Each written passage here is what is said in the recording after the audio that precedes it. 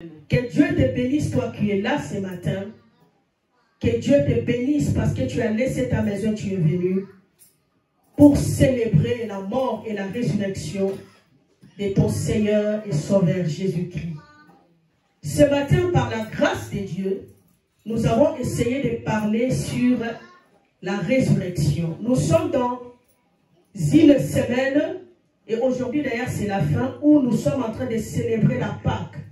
Amen. La Pâque du Seigneur, où en un mot, on a dit que c'est la libération. Quand nous célébrons la Pâque, nous célébrons notre libération que Christ nous a donnée. Il nous a libérés au pouvoir des ténèbres. Il nous a libérés de la domination de l'ennemi. Il nous a rendus libres, libres, libres. Nous célébrons son sacrifice, son œuvre salvatrice à notre faveur. L'Éternel nous a épargnés de la mort éternelle. L'Éternel nous a épargnés. Jésus est venu. Par son sang, il nous a accordé la vie. C'est pour cela que nous le célébrons ce matin. Dans le mot Pâques, quand nous célébrons la Pâque, nous sommes en train de célébrer trois choses dedans.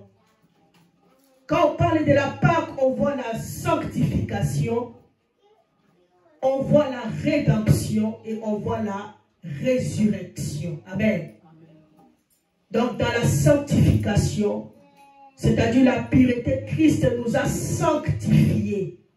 C'est-à-dire il nous a mis à part pour qu'on appartienne qu'à Dieu lui seul. Amen. La sanctification, c'est le fait de mettre à part. Par sa mort à la croix, il nous a mis à part pour que nous appartenons à Dieu, qu'est Dieu seul. Nous voyons la rédemption. La rédemption, c'est l'œuvre du rachat, l'action du rachat. Et le rachat, c'est la libération par le paiement d'un prix. Amen. Par le prix de son sang, il nous a libérés au pouvoir des ténèbres. Amen. Et ce matin, nous allons parler de la résurrection, qui est le troisième mot de la Pâque. Et c'est sur ça que nous allons parler ce matin par la grâce de Dieu. La résurrection, c'est quoi? La résurrection est un mot hébreu qui signifie résurgere. Résurgere veut dire retour à la vie. C'est-à-dire retour de la mort à la vie. Amen.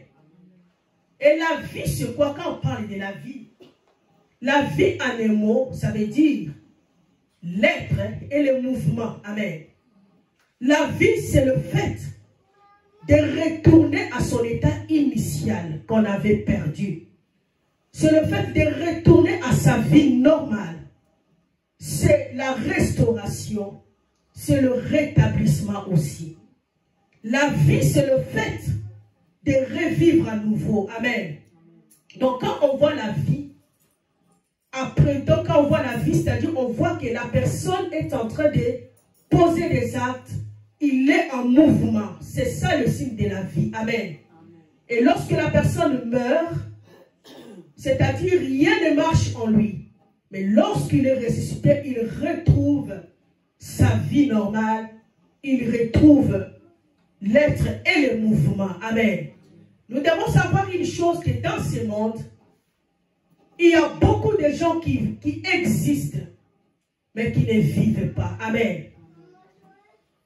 Une personne à qui on a volé l'étoile, on a volé sa destinée, c'est une personne qui existe, mais une personne ne vit pas. Amen. Et la vie dont je suis en train de parler ici, c'est comme je viens de dire, c'est l'être et le mouvement. Lorsqu'on vole l'étoile de quelqu'un, on vole sa destinée.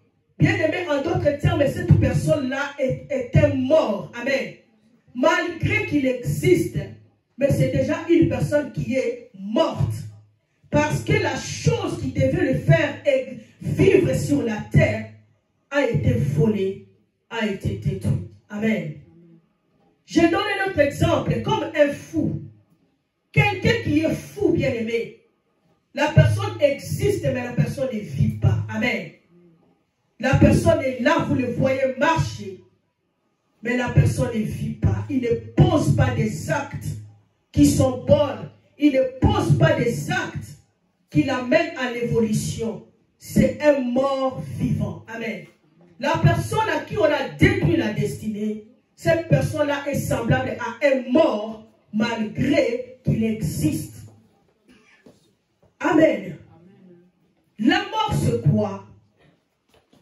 Par définition, la mort, c'est l'arrêt définitif des fonctions vitales. Amen. Ça, c'est la définition originale de la mort. Mais lorsque nous voulons définir la mort dans un sens figuré, la mort, c'est l'image des grandes douleurs. La mort, c'est l'image des grands chagrins. La mort, c'est la ruine. La mort, c'est la destruction. La mort, c'est la fin, c'est la cessation d'activité. Amen. Une personne qui est morte, c'est une personne qui vit dans la ruine, dans la destruction. C'est une personne qui vit des grandes douleurs et des grands chagrins. Et sur ces sens de la mort que nous allons traiter ce matin, la mort dans le sens figuré. Amen. Comme je venais de dire, une personne peut exister, mais la personne ne vit pas. Parce que la chose essentielle qui était là pour la faire exister a été tuée. La personne n'a plus d'espoir. La personne n'a plus de vision. La personne ne sait pas là où il va. C'est quelqu'un qui est déjà mort malgré qu'il existe. Est-ce que quelqu'un comprend quelque chose? C'est comme ça qu'il y a beaucoup de gens dans ce monde. Bien-aimés dans le Seigneur, à chaque fois quand Dieu envoie un message, c'est parce qu'il veut guérir la vie de quelqu'un. C'est parce qu'il veut relever quelqu'un qui est dans cette situation. Ce matin, je crois par la grâce de Dieu que la résurrection sera ton partage. Je ne sais pas quelle mort tu vis dans ta vie. Je ne sais pas par où, bien-aimé, tu es mort. Parce que la mort peut atteindre toute la vie de quelqu'un. Et la mort peut atteindre aussi des domaines, quelques domaines de la vie de quelqu'un. Tu peux être là, tu vis dans un domaine quelconque, mais dans un autre domaine, tu es mort. Amen. Et les domaines que le diable cherche à tuer, ce sont des domaines où est cachée ta grandeur. Des domaines où est cachée ton élévation. Je ne sais pas dans quel domaine de ta vie tu sens la mort. Et ce matin, Jésus est venu pour te relever de la mort et t'amener à la vie. La mort, c'est le signe de grands chagrins. C'est le signe de grandes douleurs. Je ne sais pas par quel chagrin tu traverses. La présence de chagrin, c'est l'image de la mort. La présence d'une douleur, c'est l'image de la mort. Et Jésus est venu ce matin pour te relever de la mort à la vie. Est-ce que Dieu parle à quelqu'un? Je suis venu te dire, la mort est une fatalité pour les hommes. Mais pour Dieu, la mort est une voie par laquelle Dieu passe pour manifester sa gloire plutôt, et témoigner la personne qui traverse dans la mort. Ce qui est fatal pour les hommes n'est pas fatal pour Dieu. Amen.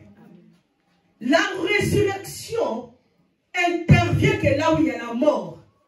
La présence de la mort est une porte pour que la résurrection se manifeste. On ne peut pas parler de la résurrection s'il n'y a pas la mort au préalable. La présence de la mort, bien-aimée, est un signe que la résurrection est proche. Est-ce que quelqu'un comprend? Amen. La Bible nous parle de la vie de Lazare. Pendant que Lazare était malade, les gens sont venus dire à Jésus que ton ami que tu aimes est malade. La Bible nous dit que Jésus n'est pas parti pour les guérir. Il a encore retardé son voyage. Et quand Lazare est mort, Jésus le savait. Il dit à ses disciples que notre ami Lazare est mort. Amen. Et lorsqu'il a su que Lazare était mort, c'est là maintenant qu'il se mobilise pour aller vers Lazare. Lorsqu'il est arrivé, la Bible nous dit que les sœurs de Lazare ont vu Jésus venir. Lui ont dit, Maître, si tu étais là, notre frère n'allait pas mourir.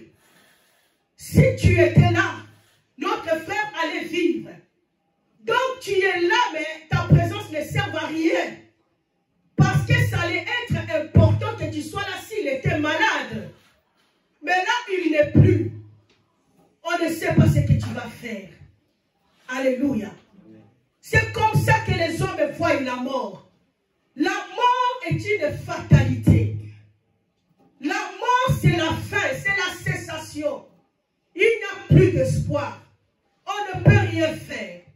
Pendant que les sœurs de Lazare voyaient dans leur esprit que rien ne pouvait se passer, la Bible nous dit que Jésus leur dit, où l'avez-vous mis? Amen. Je suis venu te dire, pendant que tu considères ta situation comme une fatalité, sache que Jésus considère cette situation comme une porte pour te témoigner au monde. Pour manifester sa gloire dans ta vie et montrer au monde que tu lui appartiens. Est-ce que quelqu'un comprend? Amen. Il est venu et il a guéri, il a ressuscité Lazare.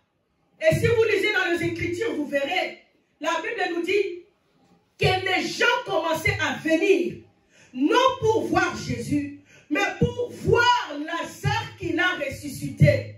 Je déclare que Jésus-Christ va faire de ta vie un témoignage pour sa gloire. Amen. Les gens verront ta vie et rendront la gloire à Dieu. La présence de Lazare, bien-aimé, était le témoignage de la puissance de Jésus-Christ.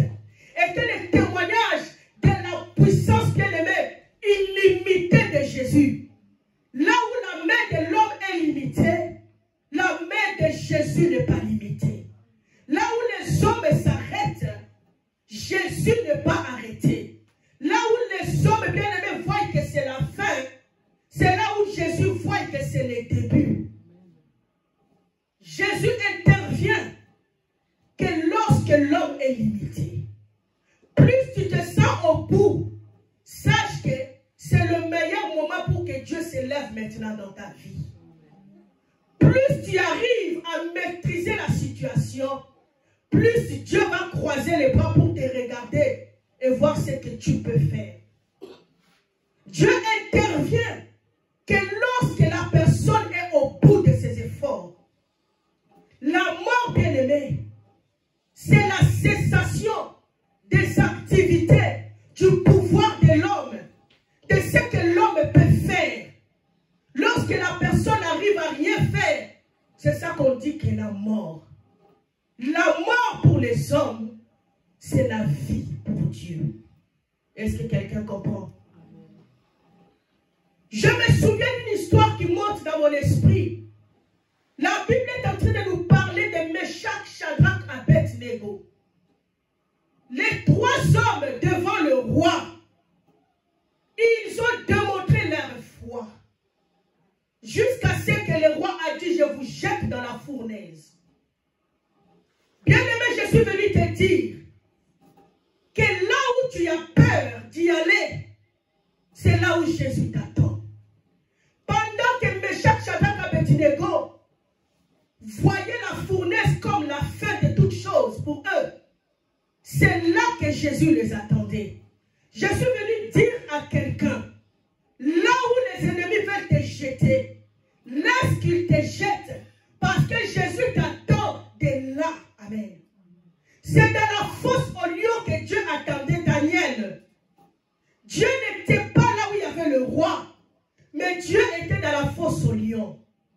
Dieu attendait Daniel dans la fosse au lion pour témoigner Daniel aux vies des gens qui lui avaient jeté dans la fosse. Dieu veut te témoigner.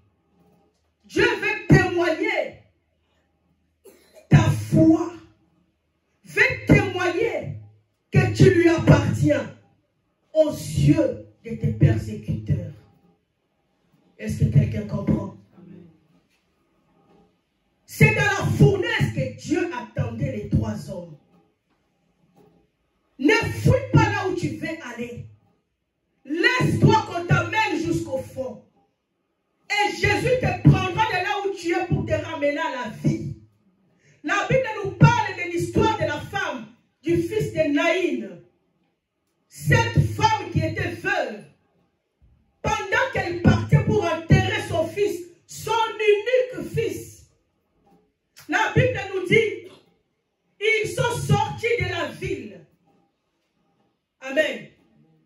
Plutôt, ils se sont approchés, ils étaient aux dernières portes pour sortir de la ville. Sortir de la ville, bien-aimée, c'est-à-dire l'espoir est fini. Amen. La Bible nous dit, pendant qu'ils sortaient de la ville, un autre cortège venait à leur rencontre. Je te dis, bien-aimé, là où tu pars, c'est là où Jésus t'attend. Là où tu te diriges, Jésus va te croiser pour te ramener à la vie. Je ne sais pas si quelqu'un comprend. Alléluia. N'aie pas peur de la fournaise. N'aie pas peur, bien-aimé, du fosse au lion. N'aie pas peur de sortir de la ville. Il y a un Dieu qui ramène de l'extrémité à la vie. Pendant que tu te vois que tu t'approches à l'extrémité, sache que lui, c'est le Dieu de l'extrémité. Il va t'attendre à l'extrémité pour te ramener à la vie. Est-ce que quelqu'un comprend? C'est lui qui veut vivre la résurrection. Ne doit pas avoir la peur de la mort. La mort, bien-aimé, atteint toujours les gens qui ont une grande destinée avec Dieu. Nous allons les comprendre dans la suite du message. J'aimerais que nous puissions lire, si quelqu'un peut nous aider, dans le livre de Jean chapitre 12, versets 23 à 24. Aidez-nous vite pour la lecture, s'il vous plaît. Merci Jésus. Jean chapitre 12, versets 23 et 24. Je lis la parole de Dieu dans Jean chapitre 12, versets 23 à 24. Amen. Jésus leur répondit, l'heure est venue où le Fils de l'homme doit être glorifié. En vérité, je vous le dis, si le grain de blé qui est tombé en terre ne meurt, il reste seul. Mais s'il meurt, il porte beaucoup de fruits. Amen. Amen. Prends le verset 22, s'il vous plaît. Le verset 22, oui. La parole de Dieu. Philippe alla le dire à André. Puis André et Philippe le dirent à Jésus.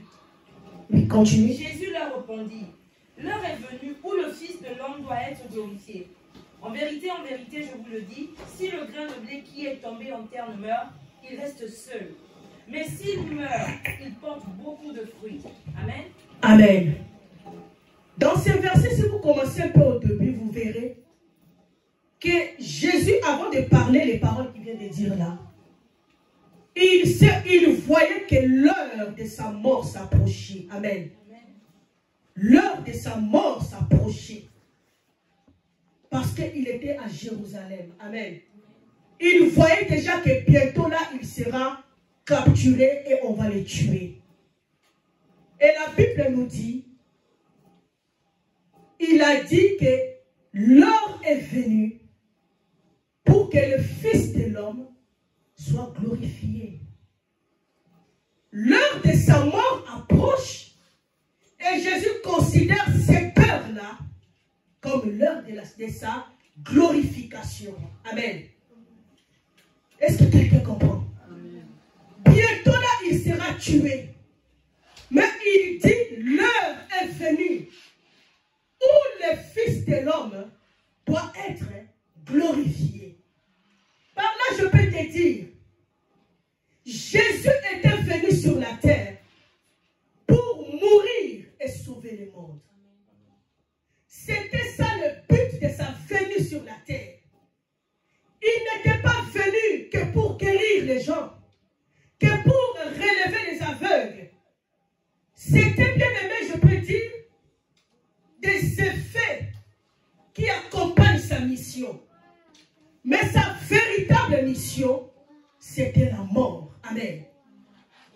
Une fois que l'heure de sa mort s'approche, il dit, l'heure est venue où le Fils doit maintenant être glorifié. Dans le temps de la mort, Jésus voit la glorification. Pendant que les humains voient la mort comme une fatalité, Dieu voit la mort comme la glorification.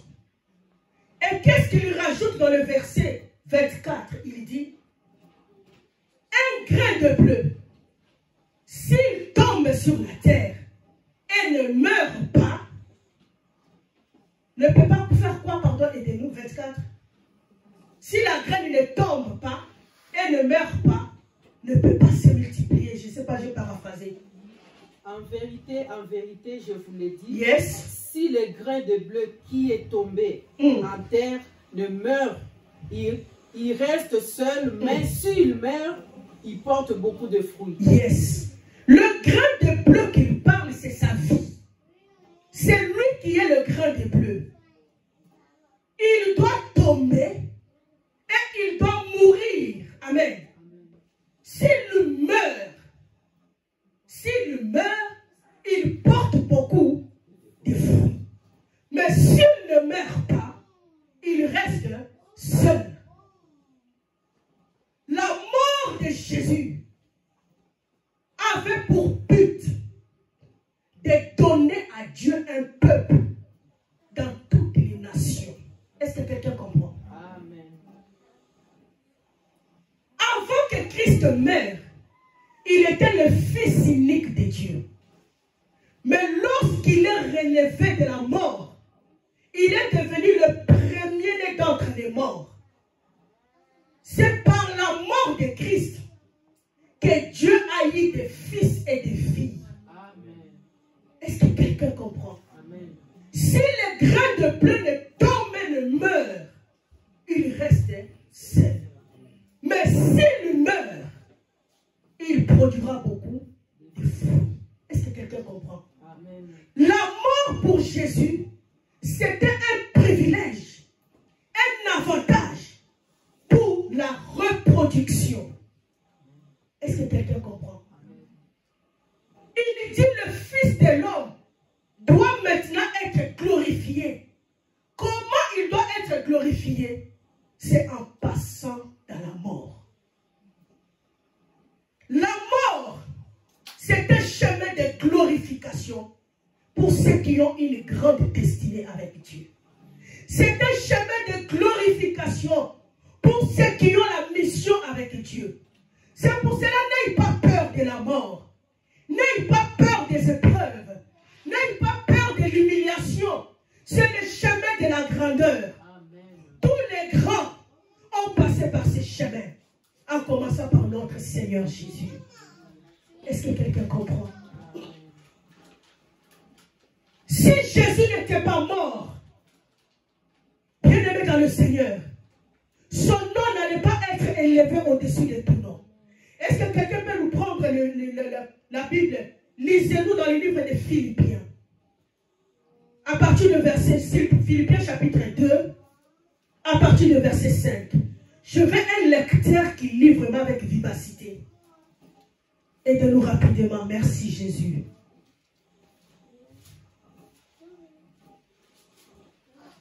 Gloire au Seigneur.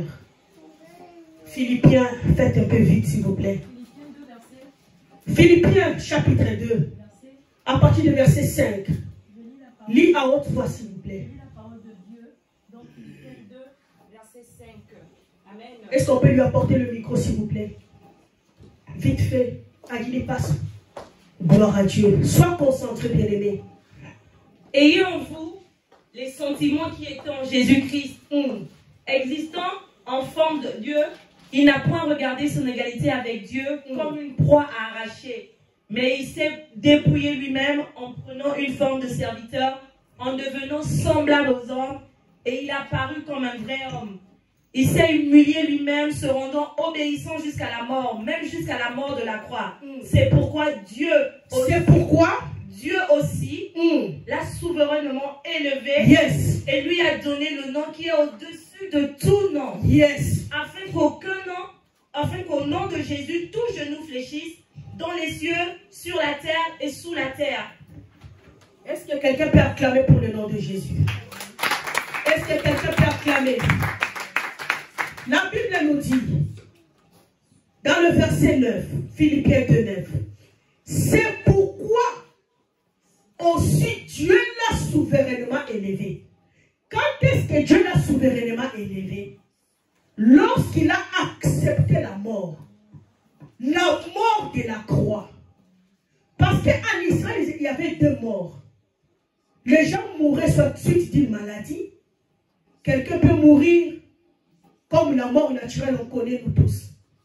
Mais la mort de la croix n'était pas réservée à n'importe qui. C'est des grands brigands, les malfaiteurs de haut niveau, les gens qui ont fait la trahison. Amen. Qui ont trahi le pays. C'est ces gens-là qui mouraient à une mort de la croix. La mort de la croix, c'était la mort de la honte. Amen. Si ton frère meurt de cette mort, toute la famille est dans la honte. Mais Jésus n'a pas seulement accepté de mourir, mais il a accepté la mort de la croix. Il a atteint le niveau le plus élevé de la honte. Est-ce que quelqu'un comprend? Amen. Le niveau le plus élevé de la honte. Pour que la gloire qu'il aura, ça soit une gloire d'un niveau plus élevé. Je suis venu dire à quelqu'un, la grandeur de ton humiliation, c'est la grandeur de ton élévation. La grandeur de ton opprobre, c'est la grandeur de ta gloire. Est-ce que quelqu'un comprend ces choses? La mort de la croix était une mort horrible. Et toute personne qui mourait de cette mort, on les considérait comme des maudits de Dieu. Quelqu'un de malédiction, c'est celui-là qui est mérité de mourir de cette mort. Mais la Bible nous dit qu'il a accepté ce type de mort. C'est pourquoi Dieu l'a souverainement élevé. Si Christ n'était pas mort, il n'allait pas être souverainement élevé. Alléluia. Donc la mort a permis à Jésus d'accomplir la volonté de Dieu. Et la résurrection va lui permettre de recevoir la récompense de son obéissance. Je ne sais pas si quelqu'un comprend. Amen. La mort lui a permis d'accomplir la volonté. Et la résurrection lui permettra de vivre la récompense de son obéissance. Je suis venu te dire, la situation que tu traverses, peut-être c'est une mort pour toi. Le chagrin que tu vis, peut-être c'est la mort. Mais je suis venu te dire, cette mort-là n'est pas une fatalité pour Dieu. Ce que tu vis n'est pas une fatalité. Les hommes le voient comme la fin, mais Dieu le considère comme le début de toutes choses. La vraie histoire de Jésus a commencé lorsqu'il est ressuscité du tombeau. Est-ce que quelqu'un comprend? La Bible nous dit que Dieu l'a donné le nom. Dieu l'a d'abord souverainement élevé. Est-ce que quelqu'un comprend? Souverainement élevé. Il lui a donné un nom qui est au-dessus de tout nom. Est-ce que quelqu'un comprend? Donc le nom de de Jésus a reçu la divinité au-dessus de tout nom. Amen. Dieu a rempli, a mis sa puissance dans le nom de Jésus, afin que tout genou se fléchisse devant ses noms. Et toutes ces choses, Jésus l'a reçu lorsqu'il est ressuscité du tombeau. Je te dis, bien-aimé, la grande gloire que tu attends est en train de t'attendre dans ta résurrection. L'heure est venue que le Seigneur t'accorde la récompense par rapport à ton obéissance. Jésus a obéi. Il n'a pas failli. Est-ce que quelqu'un peut nous lire dans le livre d'Apocalypse chapitre 5? On prend le verset 6 à 10. J'aimerais que quelqu'un lise avec force. Aujourd'hui, si nous nous prosternons devant le nom de Jésus, c'est à cause de ce qu'il a fait. Si aujourd'hui nous confessons qu'il est Seigneur, c'est à cause de ce qu'il a fait. Est-ce que quelqu'un comprend? Apocalypse 5, 6 à 10. Amen. Et je vis au milieu du trône et des quatre êtres vivants, au milieu des vieillards, un agneau qui était là comme immolé. Il avait 7 cornes et 7 yeux, qui sont les 7 esprits de Dieu envoyés par toute la terre. Il vint et il prit le livre de la main droite de celui qui était assis sur le trône.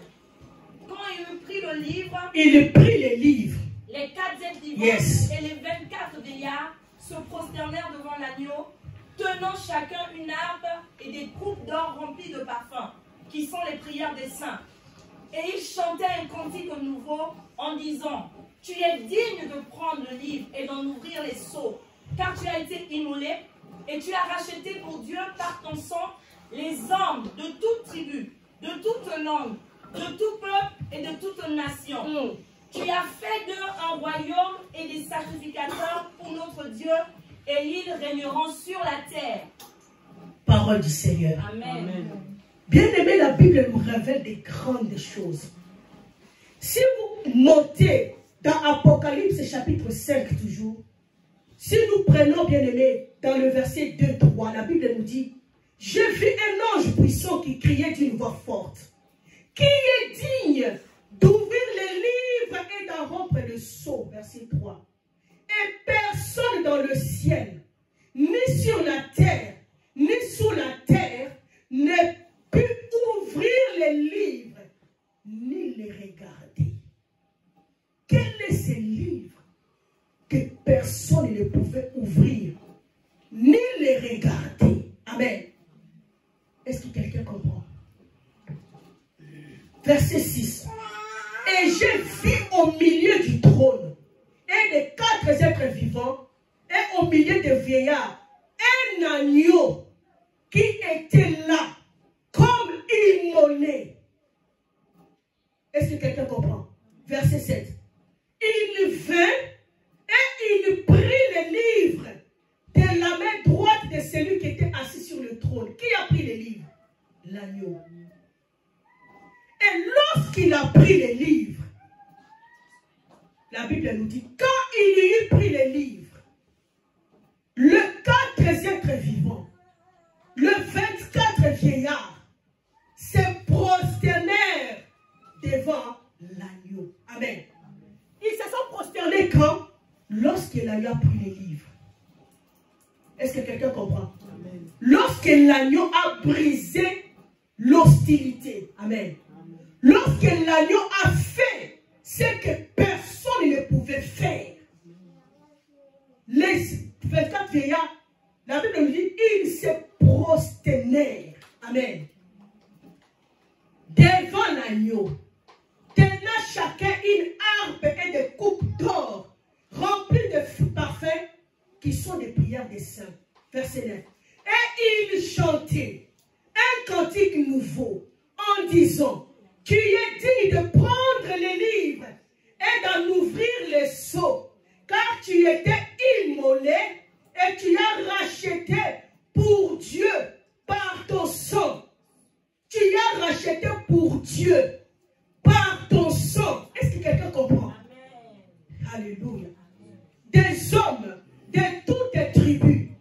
de toute langue et de tout peuple et de toute nation.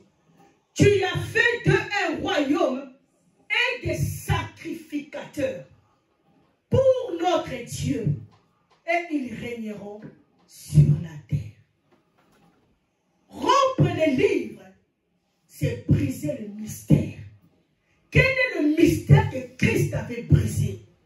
C'est-à-dire, il avait ouvert la porte de la vie éternelle. Cette porte qui a été fermée lorsque l'homme avait péché. Amen. La Bible nous dit que la porte a été fermée. Et Dieu avait mis un ange. Amen. Pour veiller sur cette porte. Afin que personne ne puisse y entrer. La porte de la vie éternelle était fermée. Et tout le monde était destiné à la mort éternelle. Est-ce que quelqu'un comprend? Tout le monde était dans la même voie. La grande voie qui amène à la destruction éternelle. Parce que la porte du salut était fermée. Jésus-Christ, par sa mort à la croix, il a ouvert cette porte. Et comment il a pu l'ouvrir? C'est en donnant son sang. La clé pour ouvrir la porte, c'était son propre sang. C'est pour cela qu'aucun ange ne pouvait accepter d'ouvrir cette porte en donnant sa vie. Amen. Christ a donné sa vie pour que la porte du salut soit ouverte. Aujourd'hui, nous sommes appelés enfants de Dieu parce que quelqu'un a payé le prix. Aujourd'hui, on nous appelle peuple saint parce que quelqu'un a payé le prix. Jésus a payé le prix de ton salut. Il a payé le prix de ta vie. C'est pour cela que les Écritures nous disent, celui qui croit en lui ne périra point, mais il aura la vie éternelle. Est-ce que quelqu'un comprend? Et pour que Christ vive, bien aimé, cette adoration, cette glorification, il devait passer par la mort. Les anges ont chanté lorsqu'il a pris les livres et il était immolé. Amen. Il a dit, je voyais un agneau immolé. C'est cet agneau immolé devant qui les anges chantaient. L'agneau immolé, c'est Jésus-Christ sacrifié. Est-ce que quelqu'un comprend? L'agneau immolé, c'est Jésus sacrifié. C'est devant lui que les anges ont chanté. C'est devant lui que les anges ont loué. Ils jetèrent leur couronne. Et cette adoration, ça reste l'adoration perpétuelle. Est-ce que quelqu'un comprend? Jésus a reçu un nom élevé au-dessus de tout nom. Et son nom est élevé pour l'éternité. Il nous recevra l'adoration pour l'éternité. Même lorsqu'il reviendra, parce que quand l'église sera enlevée, pendant 7 ans l'église sera dans le désert. Et après 7 ans l'église descendra sur terre avec Jésus. Jésus, on le verra comme ça. Amen. Il régnera sur cette terre pendant 1000 ans. Il sera le roi de toute la terre. Il va s'asseoir à Jérusalem dans le temple. Le 3e temple qui sera bâti. C'est là que Jésus sera, il sera dans le trône. Amen. Toutes les nations commenceront à monter à Jérusalem pour aller l'adorer. Est-ce que quelqu'un comprend? Est-ce que quelqu'un comprend? Et pendant ces 1000 ans, nous allons l'adorer avec nos couronnes que nous recevrons pendant 7 ans-là au ciel. Les couronnes, c'est pour l'adoration des 1000 ans. Amen. On descendra pour adorer Christ avec. Donc, il a reçu le nom élevé parce qu'il a obéi. Bien-aimé, l'obéissance paye. La croix que tu traverses, c'est pour ta glorification. Les choses que tu traverses, c'est pour ta glorification. Parce que tu as obéi, l'Éternel veut maintenant te payer. L'Éternel veut maintenant te récompenser. Et pour qu'il te récompense, il doit d'abord te ressusciter. C'est pour cela la Bible nous dit qu'il avait déployé sa puissance pour relever Christ d'entre les morts. Je déclare que la puissance de Dieu tombe sur toi ce matin au nom de Jésus. Et que là où tu étais enterré, que tu vives au nom de Jésus. Que tu te relèves d'entre les morts pour vivre la récompense de ton obéissance. Relève-toi d'entre les morts. Relève-toi d'entre les morts. Sois restauré au nom de Jésus pour voir la récompense de Dieu. La résurrection, c'est la puissance de Dieu pour la restauration. C'est la puissance de Dieu pour le relèvement. C'est la puissance de Dieu pour le rétablissement. Que l'Éternel te rétablisse ce matin au nom de Jésus. Que l'Éternel te relève ce matin au nom de Jésus. Que dans un domaine quelconque de ta vie où tu sentais la mort, je libère la puissance de Dieu. Je libère la puissance de Dieu. Lèvons-nous là où nous sommes et lèvons nos mains.